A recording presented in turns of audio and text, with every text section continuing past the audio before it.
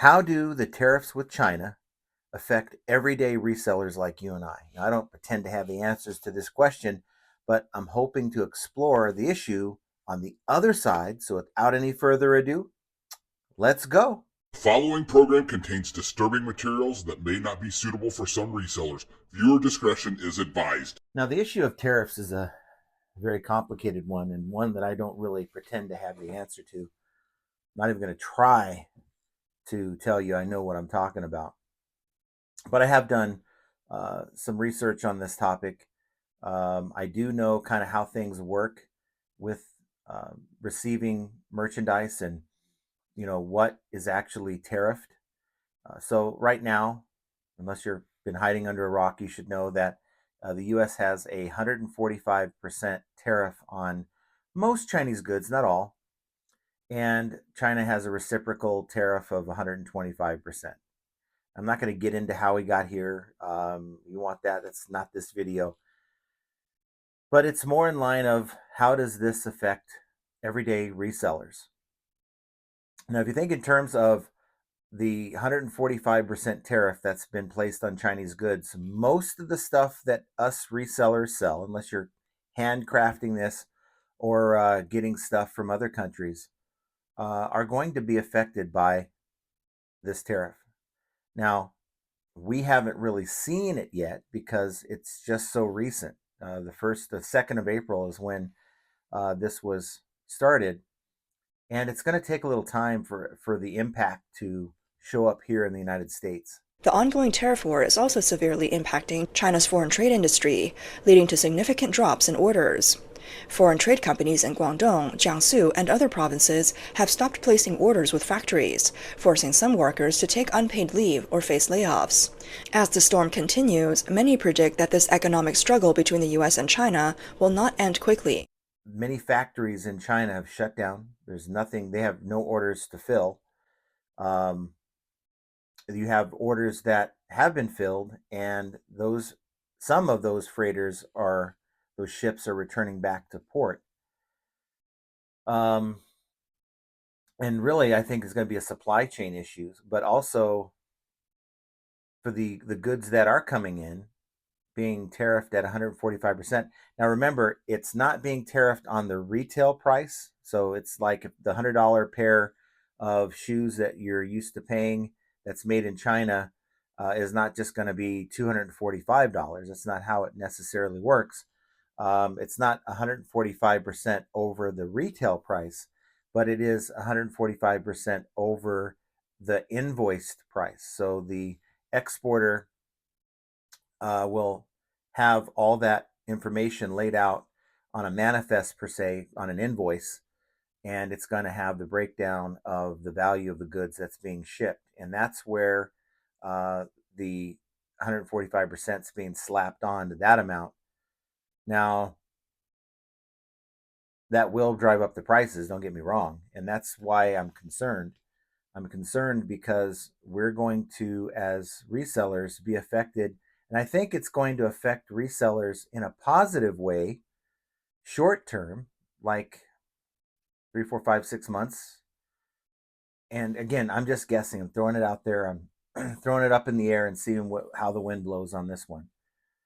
But I really think that people will have options. They can pay the $100 plus the 145% of, well, based on the invoice price. But let's say it's now $200 for that pair of shoes. They can then pay it, right, and just write it up as, it's more inflation. I think we've all gotten used to inflation by now. Or they can go to one of these other markets like Poshmark, eBay, Depop, you name it. And chances are everyday sellers like you and I are going to have something similar, maybe not the newest pair of shoes, but something similar at a fraction of that cost. And I think that's where the benefit comes in. We're going to benefit from that extra traffic from people who are, number one, going to have a harder time making ends meet because everything's going to get more expensive. So they're going to come to the secondary markets like eBay and pay for things that they would normally pay up for at, the retail side of things. That's just my opinion on that. So short term, and I'm saying short term like 2025, I think it's going to be okay for us resellers on the sales side of things. So if you already have the merchandise, then I think you're going to be okay. As supplies start to diminish, it's going to be harder for us to get merchandise. Now, not everyone. I mean, you're still going to have your yard sales. You're still going to have your thrift stores. You're still going to have places where you can buy stuff. But for me, I deal with liquidation, customer returns, and less people buying because people aren't ponying up the new price, whatever that price point is. And I'm gonna have less stuff to buy. So there are gonna be fewer pallets. It's almost going to be like what I experienced in October through December, where there's a lot of competition for pallets and it drives up the price of pallets to the point where either I pay double what I'm used to paying the rest of the year or just do without. So my thought for me is, why not get ahead of this? In that I'm going to start buying more pallets and filling up my storage unit. It's only about at half capacity with the racks on each side.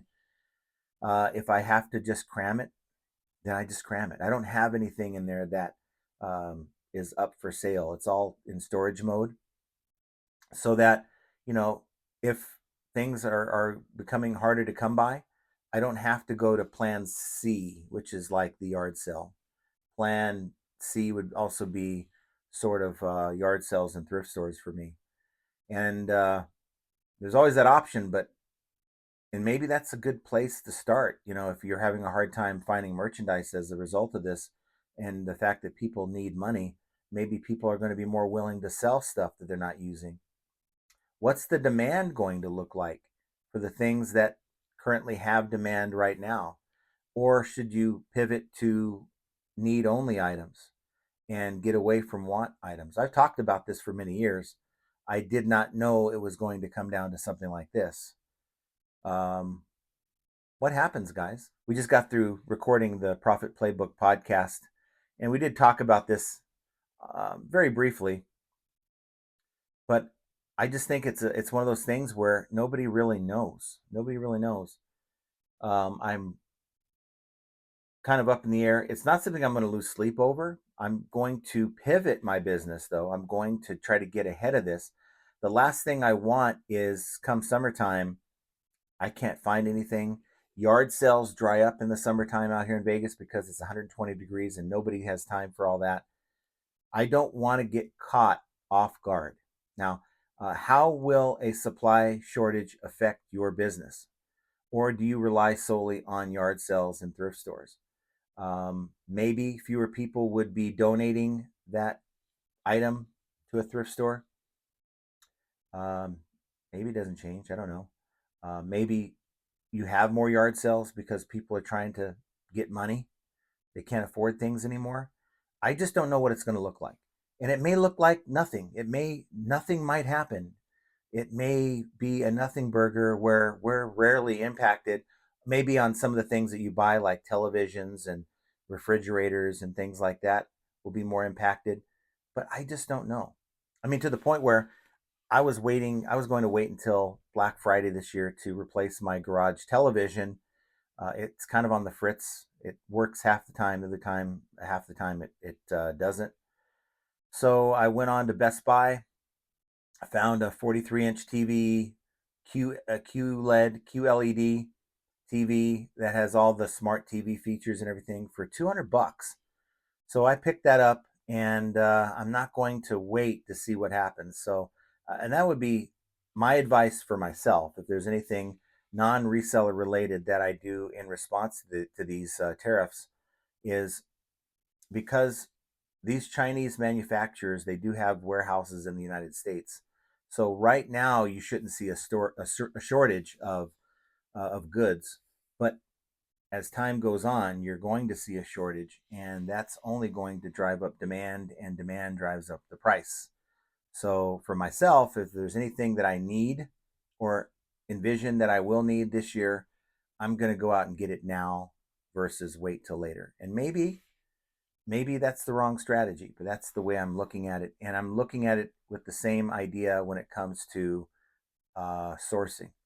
I'm going to try to get as much as I can now so that if I run into any problems later in the year, I'm covered. But I want to know what you guys think down below. You know, let me know if you have any questions. I don't have all the answers, like I said, but there's a good chance if you ask a question, somebody watching this video might have the answer, or at least a good idea or better idea than what I have. And I'm just some guy selling stuff out of his garage. I don't claim to have an economics degree. I don't claim to be a CPA. I don't claim to be the smartest guy in the room. But I do know this. I need to get ahead of things when I see them on the horizon. I see this as being a potential problem, and I don't want it to be. And it's up to each and every one of us to assess what a supply shortage could do to our business. That includes supplies too, supplies that you use to ship.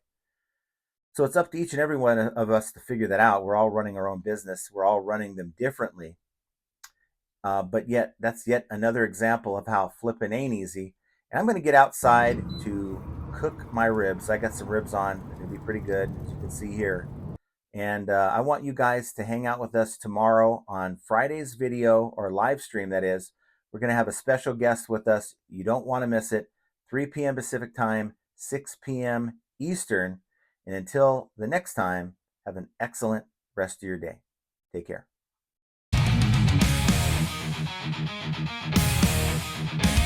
Chargebacks, returns, and lowball offers too.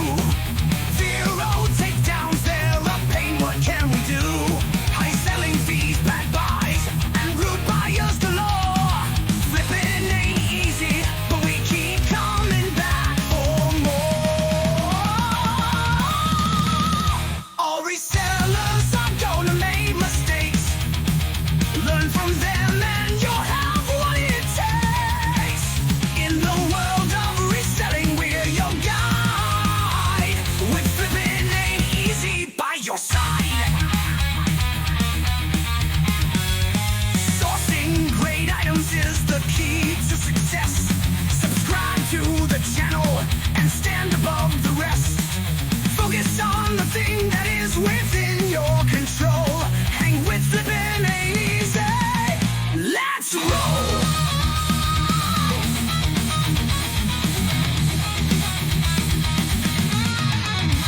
Catch the live streams on Mondays and Fridays. Join the Discord community for the parlays. Tune into the podcast. Profit Playbook's the name. With Scott and Josh, flipping's more than a game.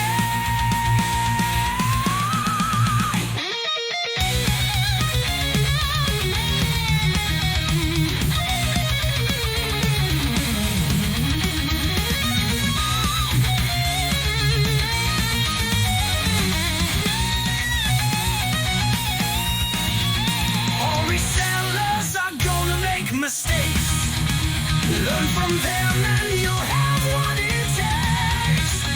In the world of reselling, we're your guide. With flipping ain't easy by your side. Catch the live streams on Mondays and Fridays. Join the Discord community for the parlays. Tune into the podcast. Profit Playbook's the name. With Scott and Josh, flipping's more than a game.